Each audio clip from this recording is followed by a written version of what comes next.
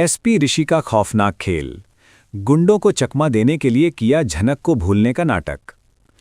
Myra tele express के सभी दर्शकों का स्वागत है। आज हम झनक सीरियल के उस महा ट्विस्ट की गहराइयों में उतरने वाले हैं जिसने पूरी कहानी को एक बेहद रोमांचक मोड़ पर लाकर खड़ा कर दिया है। अनिरुद्ध के उस भयंकर गुस्से वाले आउटबर्स्ट के बाद कहानी में जो खलबली मची है वो इतिहास के पन्नों को फिर से दोहरा रही है। आज की कहानी सिर्फ एक किडनैपिंग की नहीं है, बल्कि ये उस प्यार, नफरत और फर्ज की उलझी हुई डोर है जिसमें एक तरफ अनिरुद्ध और नूतन की बेटी झनक है तो दूसरी तरफ अनिरुद्ध और अर्शी की बेटी अदिति है। इन दोनों सौतेली बहनों की किस्मत एक ही इंसान से जुड़ी है और वो है पुलिस एसपी ऋषि।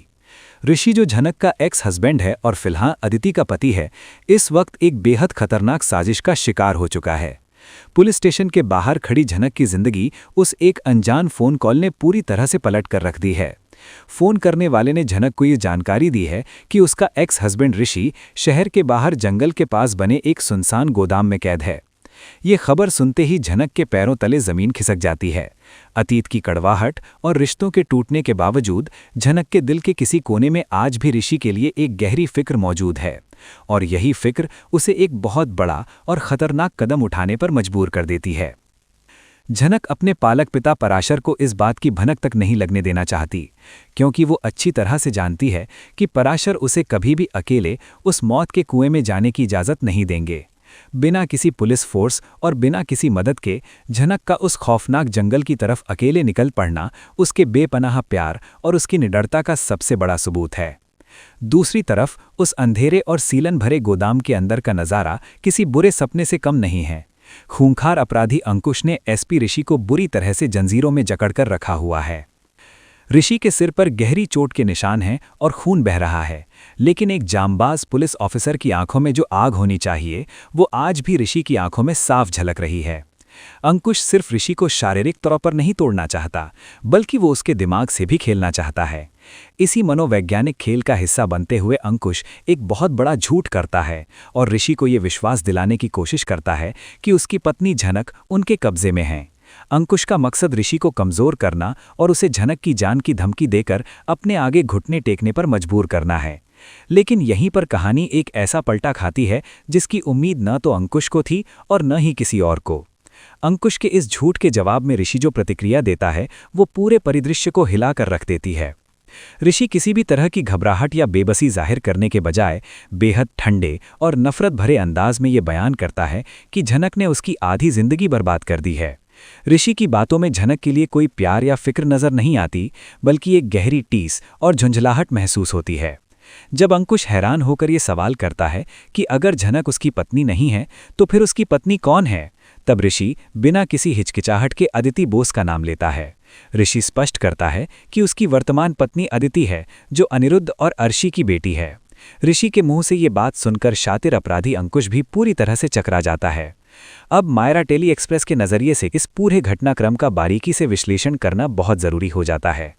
ऋषि के सिर पर लगी चोट और उसके इस अजीब व्यवहार को देखकर पहली नज़र में किसी को भी यही लगेगा कि शायद गहरी चोट लगने की वजह से ऋषि की याददाश्त चली गई है या उसे कोई पार्शियल एमनीशिया हो गया है, जिसके चलते वो झनक के साथ बिताए गए अपने सारे अच्छे पलों को भूल चुका है और उसे सिर्फ वो कड़वाहट याद है जिसके कारण उनका रिश्ता टूटा था।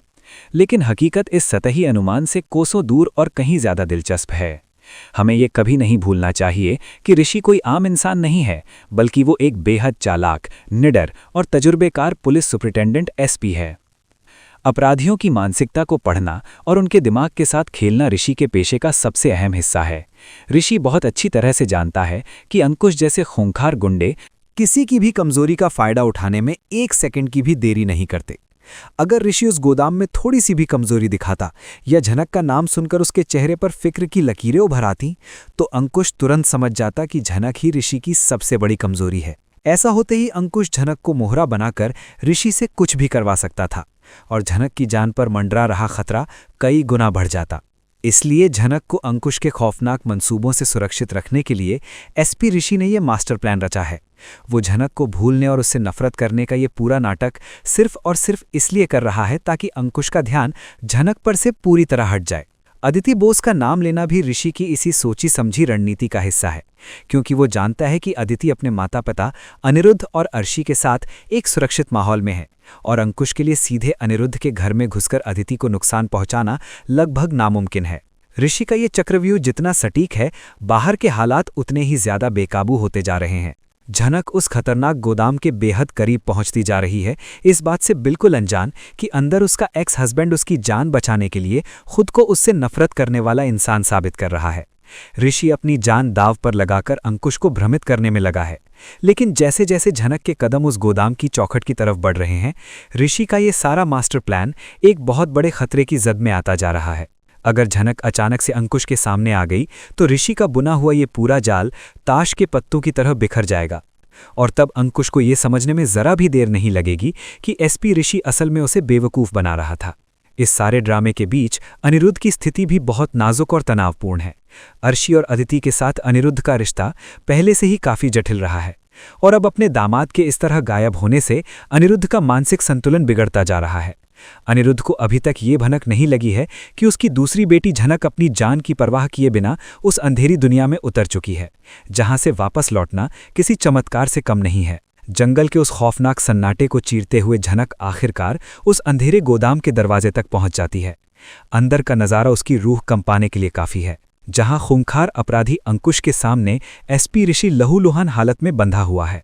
दीवार की आड़ में छिपकर झनक जैसे ही आगे बढ़ने की कोशिश करती है, उसके कानों में ऋषि के वो कड़वे अल्फाज पड़ते हैं जो उसने अंकुश को चकमा देने के लिए कहे थे। झनक स्पष्ट सुनती है कि ऋषि उसे अपनी बर्बादी का कारण मान रहा है और अपनी वर्तमान पत्नी अदिति बोस को ही अपनी असली जिंदगी बता रहा है। ये शब्द झनक के दिल पर किसी खंजर की तरह वार करते हैं। जिस इंसान की जान बचाने के लिए वो अपनी जान हथेली पर रखकर बिना किसी हथियार के मौत के मुंह में चली आई, उसी इंसान के मुंह से खुद के लिए इतनी गहरी नफरत सुनकर झनक पूरी तरह टूट जाती है। उसे ऋषिकेश मास्टर प्लान की बिल्कुल भी भनक नहीं है और वो इस खौफनाक नाटक को ही सच मान बैठती है। ऋषि की पैनी पुलिसिया नजरें अंधेरे में छिपी झनक को भांप लेती हैं। एक तरफ उसके दिल में झनक को वहां पाकर घबराहट पैदा हो जाती है, तो दूसरी तरफ चेहरे पर वही पत्थर जैसे भाव बनाए रखना उसकी सबसे बड़ी मजबूरी बन जाता है। अगर ऋषि ने गलती से भी झनक की तरफ अपनी फिक्र जाहिर कर दी तो अंकुश की बंदूक का रुख पलक झपकते ही झनक की तरफ मुड़ जाएगा। ऋषि अपनी एक्स वाइफ को बचाने के लिए अपनी ही नज़रों में बुरा बनने की कीमत चुका रहा है। इसी बीच अनिरुद्ध के घर में भी एक बहुत बड़ा तूफान दस्तक दे चुका है। पराशर को झनक की गायब होने का सुराग मिल जाता है और वो बदहवास हालत में अनिरुद्ध के सामने ये राज खोल देता है कि नूतन की बेटी झनक अकेले ही गुंडों के उस खौफनाक अड्डे की तरफ निकल चुकी है। अपनी दूसरी बेटी को मौत के इतने करीब जानकर अनिरुद्ध का वो भयंकर गुस्सा अब एक खूंखार रूप लेने वाला है।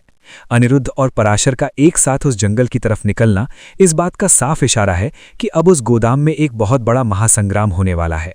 ऋषि का ये मास्टर प्लान सफल होगा या झनक की एक छोटी सी आहट अंकुश को सारा सच बता देगी, ये आने वाला वक्त ही तय करेगा। मायरा टेली एक्सप्रेस पर इस महा ट्विस्ट की हर एक बारीक अपडेट आपको यूं ही मिलती रहेगी। चैनल के साथ जुड़े रहें और इस रोमांचक सफर का हिस्सा बने रहें।